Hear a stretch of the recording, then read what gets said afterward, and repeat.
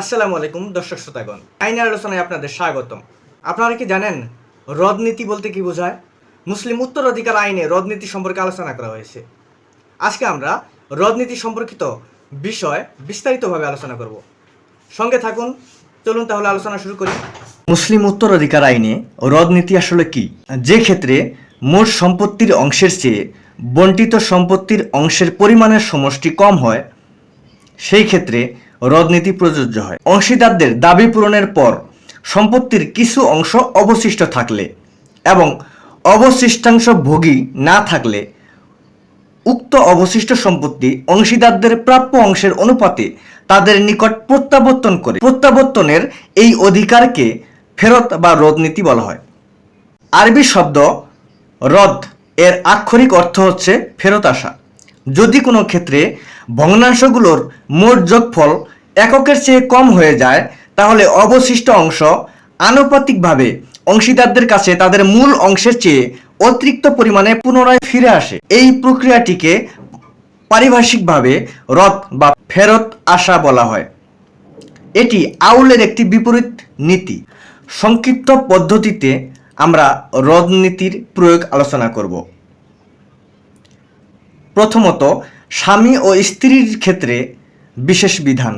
স্বামী ও স্ত্রী রদনীতি অনুযায়ী কোনো সম্পত্তি পাবে না, কিন্তু যদি তাদের মধ্যে কেউ একমাত্র উত্তরাধিকারী হন, তবে তিনি রদনীতি অনুযায়ী সম্পত্তি পাবেন।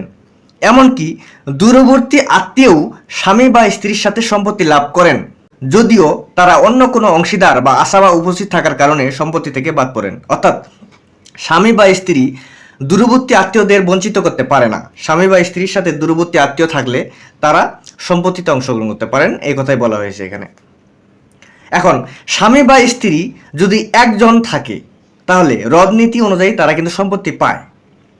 যেমন একটা উদাহরণ আমরা দেখি, একজন মুসলিম পুরুষ মৃত্যুবরণ করার পর তার একমাত্র জীবিত উত্তরাধিকারী হচ্ছেন তার স্ত্রী। এক্ষেত্রে আমরা কুরআন অনুযায়ী স্ত্রীকে 4/1 অংশ দিব। এখানে যেহেতু আর কোনো অংশীদার নাই, তাই অবশিষ্ট সম্পত্তি রয়ে গেছে, তাই রদনীতি প্রয়োগ হয়েছে। যেহেতু শুধুমাত্র স্ত্রী জীবিত উত্তরাধিকারী হিসেবে আসেন, তাই অবশিষ্ট সম্পত্তি রদনীতি অনুসারে তার কাছেই বর্তাবে, অর্থাৎ স্ত্রী সম্পূর্ণ সম্পত্তি পেয়ে যাবে। প্রথমে স্ত্রীকে 4/1 অংশ দেওয়ার পর তা বাড়িয়ে আরও 4/3 অংশই তার কাছেই ফিরত আসবে, তাহলে 4/4 অংশ হবে, তখন স্ত্রী সম্পূর্ণ সম্পত্তি পেয়ে যাবে। দ্বিতীয়ত, স্বামী বা স্ত্রী অন্যান্য অংশীদারদের সাথে উপস্থিত থাকলে তার কার্যপ্রণালী, সেক্ষেত্রে কোন বিধান অনুসরণ করতে হবে তা আমরা আলোচনা করব।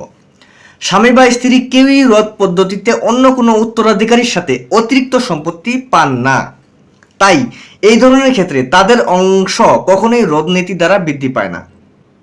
স্বামী বা স্ত্রীর সাথে অন্য কোনো উত্তরাধিকারী থাকলে রদ পদ্ধতিতে সম্পত্তি কিভাবে বন্টন করা হবে তা নিয়ে আমরা আলোচনা করি। স্বামী বা স্ত্রীর সাথে অন্য একজন মাত্র অংশীদার থাকলে তখন কিভাবে আমরা সম্পত্তি বন্টন করব? যদি স্বামী বা স্ত্রীর সাথে অন্য একজন মাত্র অংশীদার থাকেন, তাহলে হিসাবটি সহজ হবে। স্বামী বা বিধবার অংশ বন্টন করার পর অবশিষ্ট সম্পত্তি অন্য অংশীদারের কাছে চলে যাবে। যেমন একজন ব্যক্তি মৃত্যুবরণ করার পর তার জীবিত উত্তরাধিকারীগণ হচ্ছেন স্ত্রী এবং কন্যা। তাহলে আমরা যেহেতু কন্যা আছে, তিনি সন্তানের মধ্যে পড়েন, তাহলে স্ত্রীকে 8/1 অংশ দিব, এবং কন্যা যেহেতু একাই একজন আছেন, সেহেতু কন্যা পাবেন হাফ অংশ। তাহলে স্ত্রী এবং কন্যাকে 8/1 এবং হাফ, অর্থাৎ হাফকে হর যদি 1 করি তাহলে 8/4 অংশ হয়। তাহলে 8/1 অংশ এবং 8/4 অংশ দিলে 8/5 অংশ সম্পত্তি বন্টন হলো, অবশিষ্ট সম্পত্তি কিন্তু রয়ে গেল। সেক্ষেত্রে রদনীতি অ্যাপ্লাই হয়েছে। এখন আমরা স্ত্রীকে 8/1 অংশই দিব। সে যেহেতু কন্যা আছে, সেহেতু স্ত্রী আর রদনীতি অনুযায়ী সম্পত্তি পাবেন না, তাই 8/4 অংশ কম কন্যা তো কোরআনের শিয়ার অনুসারে পাইলেন। তারপরে আরও 8/3 অংশ যে অবশিষ্ট আছে, সেই সম্পত্তিও কন্যা পাবেন। সেক্ষেত্রে কন্যার অংশ হবে বেড়ে 8/7 অংশ। স্ত্রী পেল 8/1 অংশ এবং কন্যা পেল 8/7 অংশ। যদি স্বামী বা স্ত্রীর সাথে অন্য কোনো অংশীদার থাকে, তাহলে এইভাবে আমরা রদনীতি অনুসারে বন্টন করে দিব। স্বামী বা স্ত্রীর সাথে একাধিক অংশীদার থাকলে তখন আমরা কিভাবে সম্পত্তি বন্টন করব। যদি স্বামী বা স্ত্রীর একাধিক অংশীদার থাকে তাহলে রদ প্রক্রিয়াটি পূর্বের প্রক্রিয়ার মতো এতটা সহজ হবে না, সেটা একটু জটিল হবে। এই ধরনের সমস্যার সমাধানের জন্য আমরা সংক্ষিপ্ত পদ্ধতিতে বন্টন প্রক্রিয়া অনুসরণ করব। যেমন একজন মুসলিম মৃত্যুবরণ করার পর তার জীবিত উত্তরাধিকারীগণ হচ্ছেন স্বামী, কন্যা এবং মা। এক্ষেত্রে আমরা যদি সম্পত্তি বন্টন করি তাহলে স্বামী 4/1 অংশ, কন্যা হাফ অংশ, মা 6/1 অংশ। এখন যদি সবগুলো হর এক করি তাহলে হবে স্বামী 12/3 অংশ, কন্যা 12/6 অংশ, মা 12/2 অংশ। সম্পত্তি সবগুলো বন্টন করার পর হলো 12/11 অংশ। তার মানে হচ্ছে এখনো 12/1 অংশের সম্পত্তি রয়ে গেছে। এই সম্পত্তিটা রদনীতি অনুযায়ী স্বামী ব্যতীত কন্যা এবং মায়ের মধ্যে বন্টন করে দিতে হবে। কারণ স্বামী স্ত্রীর সাথে অন্য কোনো অংশীদার থাকলে স্বামী স্ত্রী রদনীতি অনুসারে সম্পত্তি পান না। এখানে যেহেতু সম্পূর্ণ সম্পত্তি বন্টন হয়নি তাই রদনীতি প্রয়োগ হয়েছে। এখন এই অঙ্কটি আমরা সংক্ষিপ্ত পদ্ধতিতে যদি করতে যাই তাহলে 3টি ধাপ অনুসরণ করতে হবে। চলুন আমরা 3টি ধাপে ধাপে আলোচনা করি। প্রথম ধাপ, প্রথমে স্বামীকে তার নির্ধারিত সম্পত্তি দেওয়ার পর অবশিষ্ট সম্পত্তি আলাদা করব। স্বামীকে 4/1 অংশ দিলাম, তাহলে অবশিষ্ট সম্পত্তি থাকলো কি কত, 4/3 অংশ। এখন আমরা দ্বিতীয় ধাপে যাই। দ্বিতীয় ধাপে এই অবশিষ্ট সম্পত্তি 4/3 অংশ কন্যা ও মাতার মধ্যে তাদের মূল অংশের অনুপাতে বন্টন করতে হবে। সেই উদ্দেশ্যে তাদের মূল অংশগুলো আলাদা করতে হবে, তাহলে আমরা তাদের অনুপাত পেয়ে যাব। এখন তাদের অনুপাত বের করতে হবে, মানে কি অনুপাতে তারা রদনীতি অনুসারে সম্পত্তি তাদের কাছে যাবে। এখন আমরা কন্যা এবং মায়ের অংশ বের করি। মূল অংশ কন্যা যেহেতু হাফ, মা 6/1 অংশ, তাহলে যদি হর এক করি তাহলে কন্যা হচ্ছে 6/3 অংশ এবং মা হচ্ছে 6/1 অংশ। তাহলে 6/3 অংশ এবং 6/1 অংশ, তাহলে হর হলো 6 আর দুইটা যদি যোগ করি তাহলে লব হলো 4। এখন এই 4কেই উপরে 4কেই লবকে আমরা হর বানাবো, তাহলে আনুপাতিক হারে তাদের সম্পত্তি বন্টন হয়ে যাবে। তাহলে কন্যা 4/3 এবং মা 4/1, তাদের মূল কতটুকু অনুপাতে তারা সম্পত্তি পাবে সেটা আমরা বের করে ফেললাম। এখন তৃতীয় ধাপে যাব। 3 নম্বর ধাপে এখন অবশিষ্ট অংশ 4/3 অংশ সম্পত্তি অবশিষ্ট থেকে গেছে যে আমরা প্রথম ধাপে বের করেছিলাম। এই অবশিষ্ট অংশ কন্যা এবং মাতার মধ্যে বন্টন করতে হবে। অবশিষ্ট অংশ কি অনুপাতে তাদের মধ্যে বন্টন করব, দ্বিতীয় ধাপে আমরা যে অনুপাত বের করছি সেই অনুপাতে। তাহলে স্বামী 4/1 থাকবে, যেহেতু রদনীতি অনুসারে স্বামী বা স্ত্রী সম্পত্তি ফেরত পায় না। কন্যাকে আমরা 4/3 অংশের 4/3 অংশ দিব।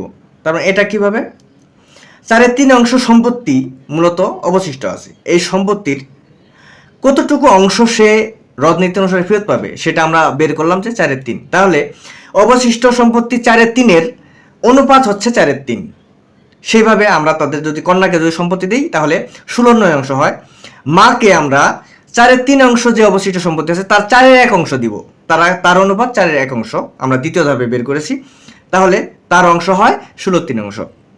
তাহলে মা পেল 16/3 অংশ, কন্যা 16/9 অংশ এবং স্বামীর ক্ষেত্রে হর এক করলে 16/4 অংশ। সবগুলো ভগ্নাংশ যদি যোগ করি তাহলে হবে 16 অংশ, অর্থাৎ সম্পূর্ণ অংশ সম্পত্তি বন্টন হয়ে গেল। এভাবে আমরা স্বামী এবং স্ত্রীর সাথে যদি একাধিক উত্তরাধিকারীরা থাকেন তাহলে এই 3টি ধাপ অনুসরণ করে আমরা সম্পত্তি বন্টন করতে পারবো। তৃতীয়ত, স্বামী বা স্ত্রী ব্যতীত অন্য কোনো একজন অংশীদার থাকলে কিভাবে আমরা সম্পত্তি বন্টন করতে পারি। স্বামী বা স্ত্রী ব্যতীত অন্য কোনো একজন মাত্র অংশীদার থাকলে সে কুরআন অনুযায়ী নির্দিষ্ট অংশ পাওয়ার পর রদনীতি অনুসারে অবশিষ্ট সম্পত্তি পাবে, অর্থাৎ সে সম্পূর্ণ সম্পত্তি পাবে। যেমন কন্যাকে হাফ অংশ দিলাম, দেওয়ার পর হাফ অংশ আরও সম্পত্তি অবশিষ্ট রয়ে গেল, সেই হাফ অংশ আবার কন্যাকে দিয়ে দিব, তাহলে সে বেড়ে হবে 2/2 অংশ, অর্থাৎ সম্পূর্ণ সম্পত্তি কন্যা পেয়ে গেল। স্বামী বা স্ত্রী ব্যতীত যদি অন্য কোনো একাধিক অংশীদার থাকলে সেক্ষেত্রে আমরা সম্পত্তি কিভাবে বর্ণনা করব। সেক্ষেত্রে স্বামী বা স্ত্রী ব্যতীত অন্য কোনো একাধিক অংশীদার থাকলে তাদেরকে কুরআন অনুযায়ী বন্টন করার পর যদি দেখা যায় যে সম্পূর্ণ সম্পত্তি বন্টন হয়নি, সেক্ষেত্রে তাদের বণ্টিত মোট অংশকে ইউনিটি ধরে সম্পত্তি বন্টন করলে আনুপাতিক হারে তাদের মধ্যে অবশিষ্ট সম্পত্তি বন্টন হয়ে যাবে। যেমন আমরা কন্যা এবং মা যদি সম্পত্তি হিসাব করি, কন্যাকে আমরা হাফ অংশ দিলাম, মাকে 6/1 অংশ দিলাম। তাহলে মা এবং কন্যার ক্ষেত্রে হর যদি এক করি তাহলে কন্যা পাইল 6/3 অংশ, মা পাইল 6/1 অংশ। এখন তাদের বন্টনের ক্ষেত্রে ভগ্নাংশগুলো যদি যোগ করি তাহলে ভগ্নাংশ উপরে লব হবে 4 এবং নিচে হর হবে 6। তাহলে এই 4কে উপরের লবকে আমরা যদি হরে রূপান্তরিত করার পর এবং ভগ্নাংশগুলো যদি ঠিক রাখি, তাহলে আনুপাতিক হারে তাদের মধ্যে সম্পত্তি বন্টন হয়ে যাবে এবং তারা যে সম্পত্তি রদনীতি অনুসারে পাওয়ার কথা ছিল সেটা পেয়ে যাবে। তাহলে আমরা এখন কন্যাকে বাড়িয়ে 4/3 দিলাম এবং মাকে বাড়িয়ে 4/1, অর্থাৎ আনুপাতিক হারে সম্পত্তি কিন্তু তাদের বেড়ে গেল। তাহলে সম্পূর্ণ সম্পত্তি আমাদের বন্টন হয়ে গেল। রদনীতি সম্পর্কে আজকের যে আলোচনা খুব পুঙ্খানুপুঙ্খভাবে আমি আলোচনা করলাম। আশা করি আপনারা খুব ভালোভাবে বুঝতে পেরেছেন। আগামী ভিডিওতে আমরা আরও গুরুত্বপূর্ণ বিষয় নিয়ে আলোচনা করব। সঙ্গে থাকুন। আল্লাহ হাফিজ।